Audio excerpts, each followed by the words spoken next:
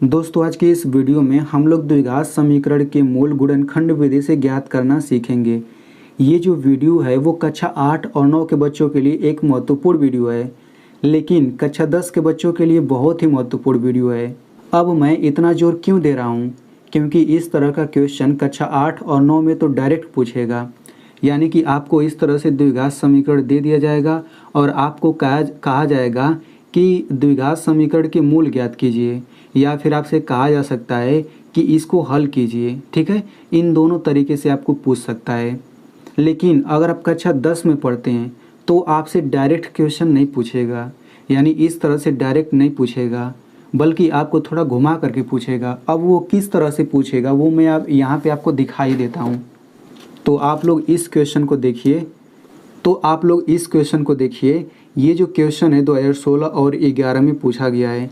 तो आपके board exam में इस तरह का एक क्वेश्चन आएगा ही आएगा, यानी कि द्विघात समीकरण पर आधारित इस तरह का एक क्वेश्चन आएगा और ये 4 अंकों का होता है। ठीक है ना। तो जब आप इसको हल करेंगे तो हल करते समय आप देखिए, हल करते आएंगे तो यहाँ पे देखिए ये एक द्विघात समीकरण बन गया है। ठीक है ना।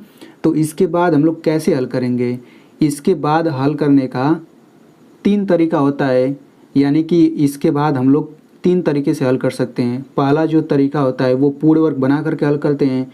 दूसरा तरीका होता है श्रीधराचार्य सूत्र से हल करते हैं। तो जो मैंने दोनों विधि बताई है वो थोड़ा लंबा पड़ता है, लेकिन जो इसके बाद हल करने का तीसरा विधि है यानी कि गुणनखंड विधि, जो हम लोग इस वीडियो में सीखने वाले हैं, वो सबसे सिंपल विधि है। ठीक है ना। तो आप लोग इसके बाद गुणनखंड विधि से हल करेंगे तो आपका आंसर आ जाएगा। ठीक है ना। तो इस तरह का एक क्वेश्चन आपके पेपर में आ जाएगा। यहाँ पे मैं आपको एक क्वेश्चन और दिखा देता हूँ। आप लोग इस क्वेश्चन को देखिए। ये जो क्वेश्चन है 2011 में पूछा गया है।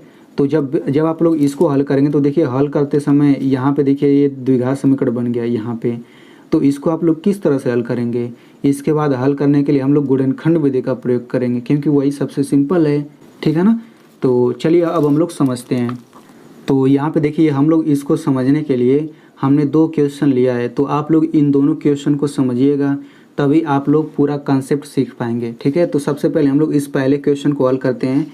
तो x² + 5x + 6 = 0।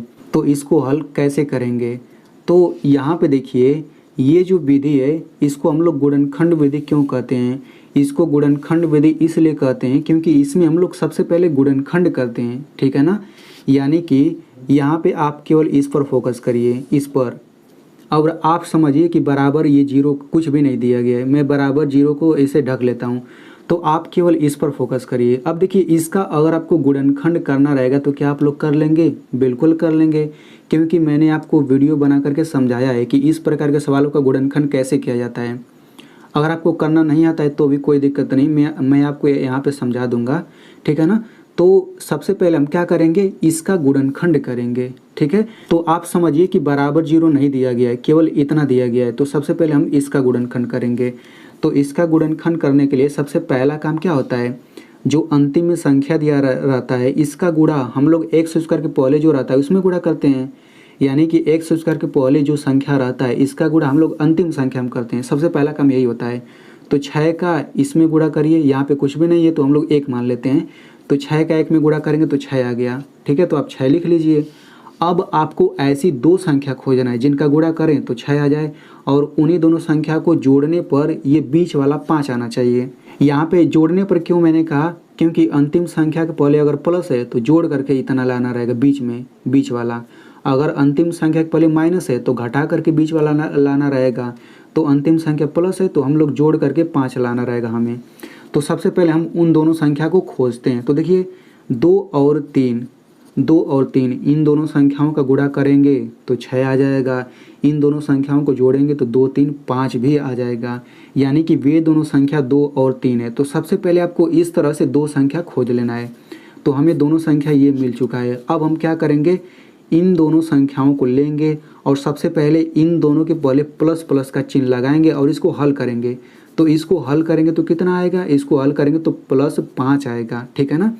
यानी कि सबसे पहले दोनों संख्या खोज लेना है, फिर एक बार प्लस का चिन्ह लगाना है दोनों को पहले, फिर हल कर लेना है, फिर माइनस का लगाना है, फिर हल कर लेना है। ठीक है ना। इसी तरह से आपको 4 बार चेक करना रहता है। फिर आप प्लस माइनस चेक करेंगे, फिर माइनस प्लस, तो आपको हल करके यहाँ पे ना क्या लाना रहेगा, x के पहले जो दिया रहता है, अब आपको चिन्ह सहित लाना है, चिन्ह सहित यहाँ पे लाना है। तो देखिए x के पहले +5 है तो हमें +5 यहाँ पे लाना रहेगा। तो देखिए पहली बार में ही आ गया है। अगर आपको यहाँ पे थोड़ा सा समझने में दिक्कत है तो आप जब इस दूसरे को देखेंगे ना तो आपको समझ आ जाएगा, क्योंकि इसमें मैंने चारों तरह से इस प्रकार किया हुआ है। ठीक है, तो यहाँ पे +5 आ गया है तो हम केवल इसका यूज करेंगे। तो हम क्या करेंगे, यहाँ पे x² लिखेंगे और इस बीच वाले के जगह ना हम ये दोनों लिखेंगे, लेकिन इनके बाद x लगा देंगे। तो ये लिखिए +2x और ये +3x और ये हो जाएगा +6। ठीक है, अभी ये बराबर 0 नहीं है, बस आप केवल इतना सोचिए, इसका गुणनखंड आप लोग कर रहे हैं। तो इसके बाद अब यहाँ पे देखिए 4 पद हो गया है, तो अब हम दो पदों में कॉमन लेंगे। तो कॉमन क्या होता है, जो इन दोनों को काट दे वही कॉमन होता है, मतलब जिसका भाग चला जाए इन दोनों में। तो x इन दोनों में भाग चला जाएगा, तो x से इसमें भाग देंगे तो x आएगा, फिर प्लस x से इसमें भाग देंगे तो ये 2 आ जाएगा। ठीक है, अब इन दोनों में कॉमन क्या है, इन दोनों में 3 कॉमन है, तो ये हो जाएगा x प्लस यहाँ पे 3 दूना 6। तो आप देख सकते हैं यहाँ पे x + 2 आ रहा है, यहाँ पर भी x + 2 आ रहा है। तो जब भी आप लोग गुणनखंड करेंगे तो यहाँ पे कोष्टक वाला सेम मैच करेगा। अब ये कोष्टक वाला एक बार लिख लीजिए x + 2 और दूसरे कोष्टक में आप लोग इसको लिखिए x और ये +3 x + 3। तो इसका गुणनखंड हम लोग इस तरह से करते हैं।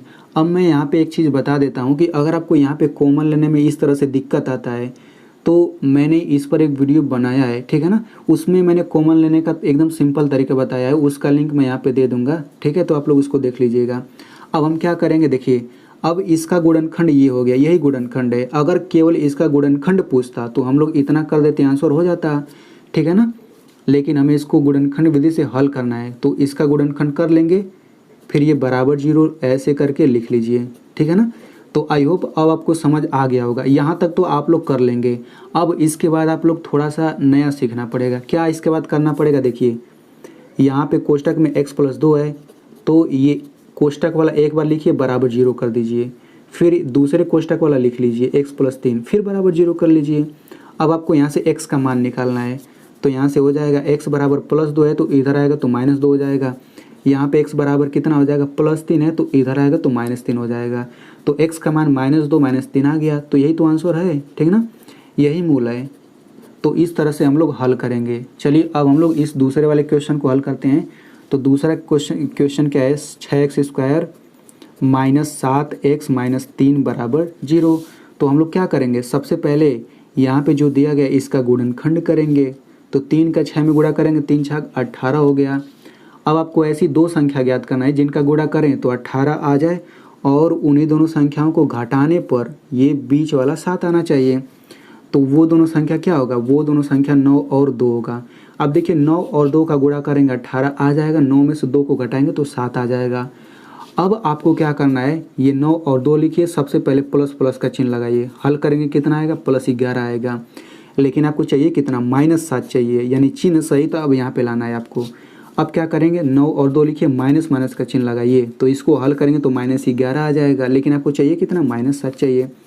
अब यहाँ पे 9 और 2 लिखिए, अब क्या करेंगे, प्लस माइनस का चिन्ह लगाएंगे, तो इसको हल करेंगे तो +7 आ जाएगा। लेकिन आपको तो -7 चाहिए। अब 9 और 2 लिखेंगे, अब माइनस प्लस का चिन्ह लगाएंगे, तो इसको हल करेंगे तो कितना आ जाएगा, अब आएगा -7। तो देखिए -7 आ गया है, तो अब हम इसका यूज करेंगे। बस इसके बाद x लगा करके यहाँ पे लिख देंगे, तो ये हो जाएगा 6x² - 9x + 2x। मैंने यही चीज़ लिखा है लेकिन x लगा करके लिखा है। अब ये हो जाएगा -3। ठीक है, तो इन दोनों में कॉमन लीजिए, फिर इन दोनों में, तो इन दोनों में कॉमन क्या है, 3x कॉमन है। अगर आपको कॉमन लेना नहीं आता है तो आप उस वीडियो को देख लीजिएगा। अब देखिए 3x से इसमें भाग देंगे तो ये 2x आ जाएगा, फिर -3x से इसमें भाग देंगे तो 3 बार जाएगा। अब आप लोग इन दोनों में कॉमन लीजिए, तो इन दोनों में कॉमन कुछ भी नहीं है, तो जब दोनों में कॉमन कुछ भी नहीं होता है तो हम +1 कॉमन लेते हैं। ठीक है ना, तो अब क्या बचेगा, पूरा पूरा वही बच जाएगा। ठीक है, तो अब क्या करेंगे, यहाँ पे देखिए 2x - 3, यहाँ पर भी वही है, तो हम इसको सबसे पहले लिख लेते हैं 2x - 3, और दूसरे कोष्टक में क्या हो जाएगा, 3x + 1, तो ये हो जाएगा 3x + 1। ठीक है, तो इसका गुणनखंड इतना हो गया। अब क्या करेंगे, बस बराबर 0 लगा दीजिए सिंपल तरीके से। ठीक है ना, अब क्या करेंगे, यहाँ पे कोष्ठक के अंदर 2x माइनस 3 है तो 2x माइनस 3 लिखिए, फिर बराबर 0 करिए। यहाँ पे देखिए 3x प्लस 1 है तो इतना लिखिए, फिर 0 करिए। अब यहाँ से x का मान निकालिए तो ये हो जाएगा 2x बराबर माइनस 3 है तो बराबर के इधर आएगा तो प्लस 3 हो गया। यहाँ पे देखिए 2x के बीच में गुणा है तो x बराबर क्या हो जाएगा 3/2। यहाँ पे देखिए 2 का गुणा हुआ है तो बराबर के इधर आएगा तो भाग में चला जाएगा, मतलब बटा के नीचे आ जाएगा। तो यहाँ से ये पहला मूल हो गया या फिर पहला हल हो गया। यहाँ से हो जाएगा 3x बराबर प्लस 1 है तो बराबर के इधर आने पर माइनस 1 हो जाएगा। फिर यहाँ पे हो जाएगा x बराबर -1, 3 का गुणा हुआ है तो इधर भाग में चला आएगा, तो ये हो जाएगा दूसरा मूल। ठीक है, तो इस तरह से इसका हल हो गया। तो बिल्कुल इसी तरीके से हम लोग हल करते हैं, ठीक है ना। तो यहाँ पे अब मैं आपको ये सवाल दे देता हूँ। तो यहाँ पे जो सवाल दिया गया है आप लोग इसको हल करके मुझे कमेंट में ज़रूर बताइएगा। तो देखिए इतना सरल तरीके से समझाने के लिए वीडियो के पीछे मेहनत होती है, तो आपसे रिक्वेस्ट है कि आप लोग इस वीडियो को एक लाइक कर दीजिए और इस वीडियो को अपने दोस्तों के साथ ज़रूर शेयर करिएगा, क्योंकि अगर आपको समझ आ गया है तो उन्हें भी समझ आ जाएगा।